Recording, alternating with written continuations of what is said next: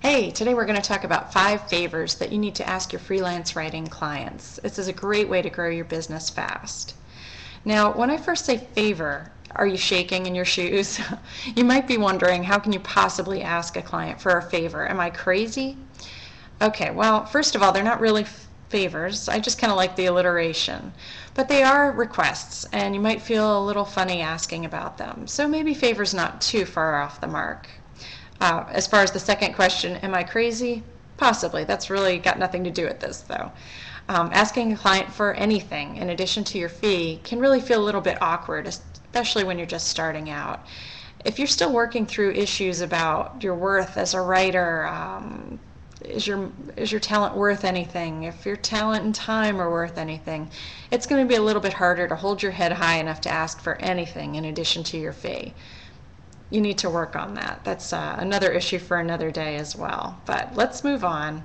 We're going to take a look at how you can really boost your client base, whether you have one client or you've got 1,000 clients, just by asking these 5 simple favors. It won't even cost them a dime, and it'll grow your business tremendously. All right, favor number 1. May I add you to my client list? Now, to be honest, most clients are never going to even ask to see your client list, especially if the bulk of them are online. But whether you're finding your clients through a site like Guru or Elance, or using a direct mail campaign or networking or some other way, a solid client list can go a long way in establishing your credibility.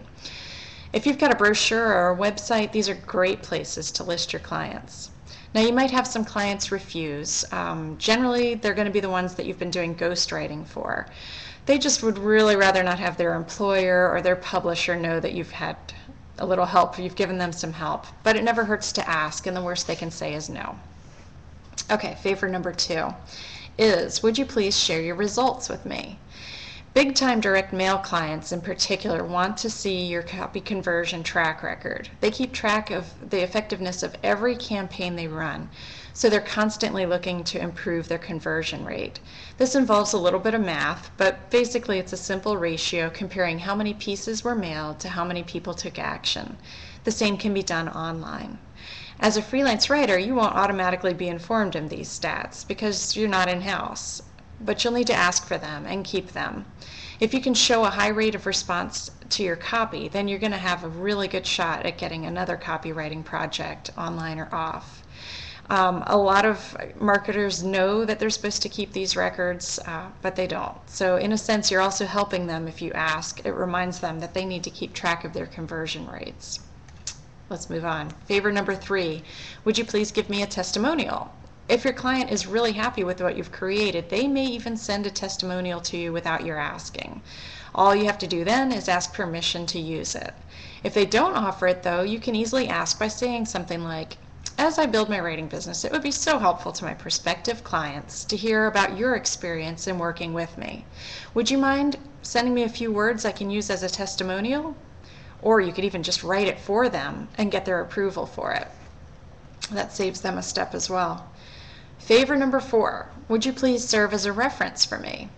Now on Guru, it's really easy because a prospective client can just look at your feedback. It's the same thing with Elance. And they can see by your ranking how well you've done with other clients. Offline or online, outside of those job boards though, many clients will ask for references. You want to have a happy client's permission though before sending prospective clients their way.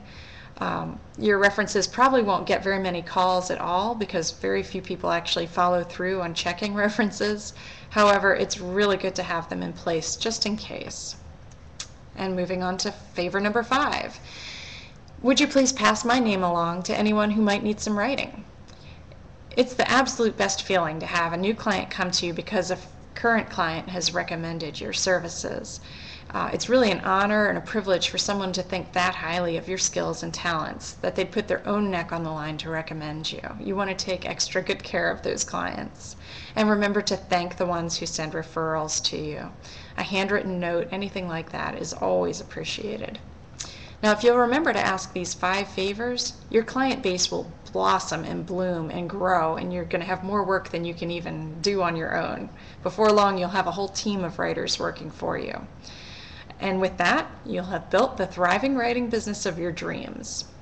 If you'd like more information or to sign up for our free weekly newsletter, you can go to www.workingwriterhappywriter.com.